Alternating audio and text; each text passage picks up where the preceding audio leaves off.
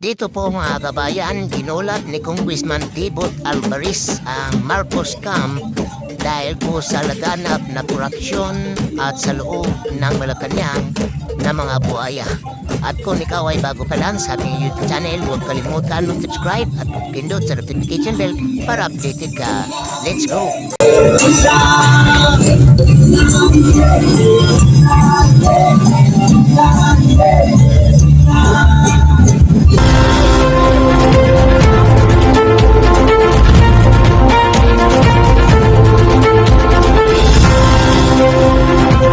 Armored vehicles ang nakapasok sa crop. Ang mapayapa sanang umaga ng mga residente. Mga kabayan na ginulat ni Congressman Tibot Alvarez at dala-dala ang mga taigsuonan nato na mga lumad at gani nagpaygayon sila ni ini nga rally upang may pakita sa administrasyon.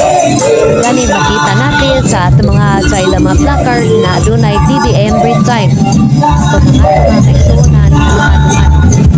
Hello mga idol. Katutubo ito, katutubo.